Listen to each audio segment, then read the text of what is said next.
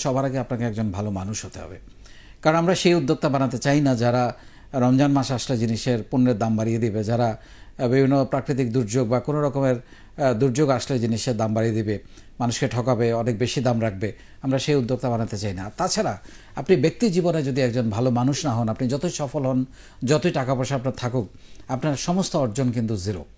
এখন এই ভালো মানুষের মানদণ্ডগুলো আমরা কিভাবে নির্ধারণ করবো, এটা তো কোনো শেষ নাই। কিন্তু আমরা 7টা মানদণ্ডের কথা বলছি, যেগুলো হলে আপনি ইন জেনারেল একজন ভালো মানুষ। এর বাইরেও অনেকে আরও অনেক ভালো মানুষ আছেন, অনেক বিষয়ের থেকে অনেক পবিত্র এবং অনেক প্রিয় মানুষ আছেন। কিন্তু এই 7টা জিনিস যদি আমরা করি, তাহলে পরে আমাদেরকে বলা যেতে পারে আমরা একজন ভালো মানুষ হিসাবে বুক ফুলিয়ে চলতে পারি, আমরা ভালো মানুষ হিসাবে হাসি খুশি থাকতে পারি, জীবনটাকে যাপন করতে পারি। সো প্রথম যেটা 7টার মধ্যে প্রথম যেটা বলার চেষ্টা করব সেটা হচ্ছে যে নিজেকে সুন্দর রাখে এবং অন্যকেও সুন্দর রাখে এবং অন্যের ভালো দেখলে খুশি হয়। এখন এইটার জন্য কিন্তু আপনাকে খুব বেশি কোনো পরিশ্রম করার দরকার নেই। আপনি আরেকজনের ভালো দেখলেন, আপনি খুশি হলেন। আমরা বেশিরভাগ ক্ষেত্রে যেটা হয় অপোজিটটা হয়, অন্যের ভালো দেখতে পারি না। অন্যের ভালো দেখলে যেন কেমন যেন অশান্তি লাগে, অনেক মানুষেরই এটা হয়। বাট আমি ব্যক্তিগতভাবে খুব খুশি হই, আমি যদি দেখি আমার পরিচিত কেউ ভালো করছে, আমার শিক্ষার্থীরা ভালো করছে, এবং আমি চাই তারা আমাকে ছাড়িয়ে যাক। আমি তো বলেছি যে আমি হাজার হাজার লাখো ইকবাল বাহার তৈরি করতে চাই, বিয়ন্ড দ্যাট আমার চেয়ে বেটার কাউকে আমি তৈরি করতে চাই। এবং আপনারা দেখেন যে আমাকে অনেকে বলে তুমি যা জানো সব মানুষকে শিখাই দিচ্ছ। ইয়েস, আমি তো আমার ভেতরে কিছু রাখতে চাই না। আমি যা জানি, আমি অনেক জানি, আমি বলছি না, আমি যতটুকু জানি আমি পুরাটাই মানুষকে শেখাতে চাই, যাতে করে মানুষ তার জীবনটা বদলাতে পারে। সো আমি ব্যক্তিগতভাবে মনে করি যে অন্যকে ভালো রাখে।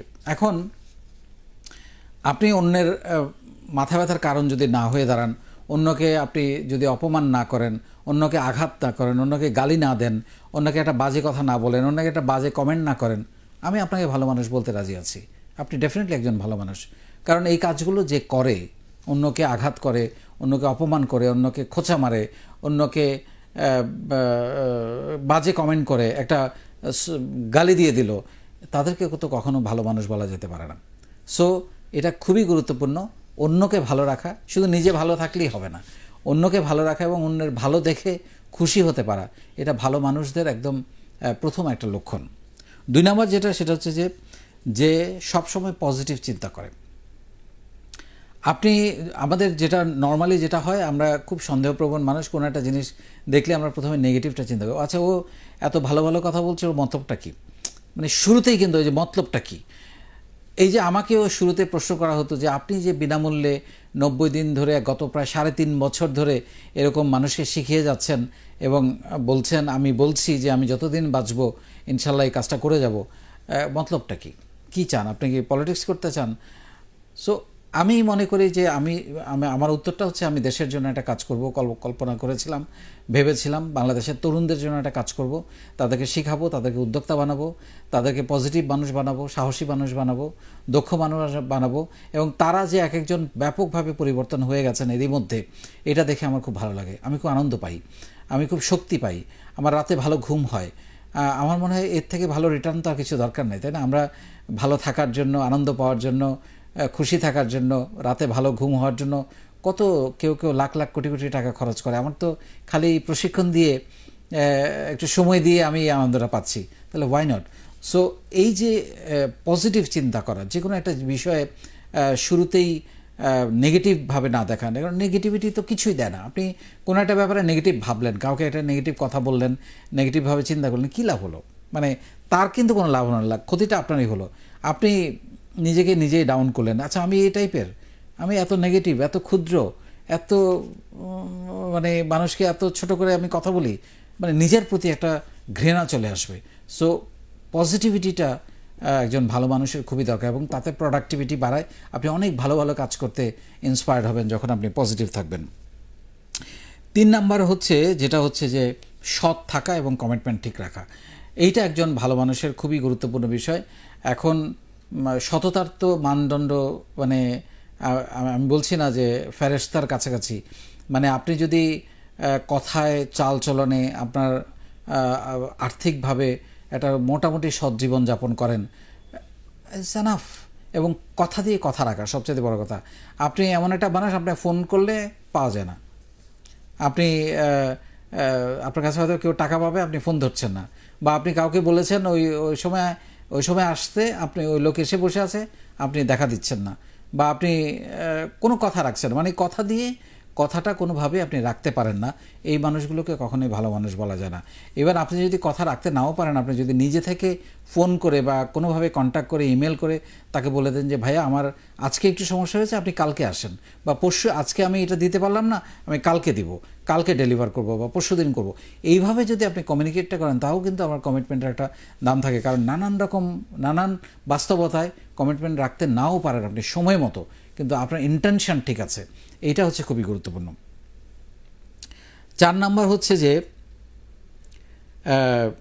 আপনার আচরণ যেন অন্যের বিরক্তের কারণ না হয়ে দাঁড়ায়, এটা খুবই গুরুত্বপূর্ণ। এবং নারীদেরকে সম্মানের চোখে দেখা, এটা খুবই গুরুত্বপূর্ণ। কারণ আমরা অনেক সময় এই যে বিশেষ করে সোশ্যাল মিডিয়াতে আমরা এমন সব সুইপিং কুইক জাজমেন্টাল কমেন্ট করে ফেলি যে আমরা তার সম্পর্কে জানি না। একটা লোকের কোনো একটা জিনিস দেখে, খণ্ডিত জিনিস দেখে আমরা কমেন্ট করে ফেলতেছি, বা কিছু একটা বলে ফেলছি, বা অসম্মান করছি, বা বিরক্ত করছি, বা কেউ ইভটিজিং করছে, হিউমিলেট করছে, তাকে মর্যাদাহানি করছে, তাকে না জেনেই। আর আমার কথা হলো যে ধরে নিলাম যে মানুষটা আপনার চোখের সামনে বা আপনার স্ক্রিনের সামনে আছে, তাকে আপনি পছন্দ করেন না, বা তার কাজটা আপনার পছন্দ হয় না, ইগনোর।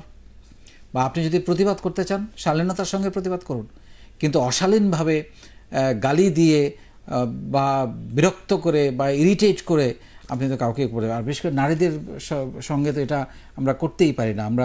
আমাদের বোন আছে, আমাদের মা আছে, সো আমরা যদি সেইভাবে দেখি যে আমি যদি আজকে কেউ একজনকে, কোনো এক নারীকে বাজেভাবে ট্রিট করি বা অসম্মান করি, আমার মাকে বা আমার বোনকেও বা আমার বউকেও তো কেউ একজন করতে পারে, এটা মাথায় রেখে আমাদের চিন্তা করতে হবে। কারণ আপনি থুতু উপরের দিকে ফেললে নিচের দিকেই, নিজের গায়েই পড়বে। সো আপনি হয়তো ভাবছেন আরেকজনকে করছেন, আরেকজন কিন্তু আপনার বোনকে বা আপনার মাকে বা আপনার বউকে করতে পারে, এটা মাথায় রাখতে হবে। সো এটা সম্মান রেখে করতে হবে, এবং এটা যারা করতে পারে তারা ডেফিনেটলি একজন ভালো মানুষ। 6 নম্বর হচ্ছে যে নিজে একা, এখন আমি একজন ভালো মানুষ, আমি কারো কোনো, আমার উপরে যে 5টা বললাম, 4টা বললাম, সবগুলো আমার মধ্যে আছে, কিন্তু আমি কারো কোনো উপকার করি না, আমি এটাকে ভালো মানুষ বলতে রাজি নই। আপনার জীবনে যদি কোনো একটা মানুষের কোনো কাজে না লাগলেন, কারোর জন্য একটা গাছ লাগালেন না, কাউকে এক ব্যাগ রক্ত দিলেন না, কাউকে কিছু টাকা পয়সা দিয়ে সাহায্য করলেন না, কারো একটু জন্য ভলেন্টিয়ারিং করলেন না, কাউকে একটা বুদ্ধি পরামর্শ দিয়ে তার জীবন পরিবর্তন করতে সাহায্য করলেন না, কাউকে কোথায় রেফার করলেন না, অর্থহীন জীবন। এদেরকে আমি ভালো মানুষ বলতে রাজি নই। আপনার সব গুণ আছে, আপনি কাউকে বিরক্ত করেন না, আপনি পজিটিভ কথা বলেন, আপনি সৎ, আপনি কমিটমেন্ট রাখেন, কিন্তু আপনি জীবনে কোনোদিন কারো কোনো উপকার করেন নাই, সরি, তাদেরকে ভালো মানুষ বলতে আমি রাজি নই। সো এবং তাদের গল্প কোনোদিন কোথাও লেখা হবে না। সো আপনাকে যদি একজন ভালো মানুষ হতে হয়, ডেফিনেটলি আপনার অ্যাটিটিউড থাকতে হবে একজন মানবিক মানুষ হওয়ার, মানুষের পাশে দাঁড়ানোর, মানুষকে উপকার করার, মানুষের সঙ্গে মানুষকে সাথে নিয়ে এগিয়ে যাওয়ার, এই অ্যাটিটিউডটা আপনার থাকতে হবে। এবং 7 নম্বরে যেটা হচ্ছে যে সামাজিক এবং পারিবারিক দায়িত্ববোধ। অনেকেই অনেক ভালো মানুষ, অনেক সফল মানুষ, কিন্তু দেখা যায় যে পারিবারিকভাবে সে সফল না। একটা বাইরে হয়তো সে খুব সফল, খুবই দক্ষ, বিরাট বিজনেসম্যান, বিরাট লিডার, কিন্তু সংসারে সেই লিডারশিপ বা সেই সম্মান তার নাই, তাহলে লাভ নেই তো কোনো।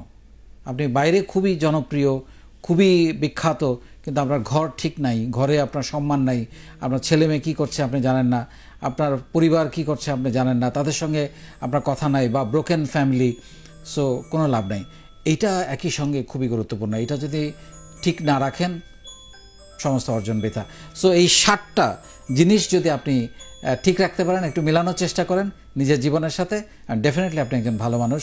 এবং জীবনে সফল, সুখী হওয়ার জন্য পজিটিভিটির যেমন কোনো বিকল্প নাই, তেমনি ভালো মানুষ হয়ে থাকারও কোনো বিকল্প নাই।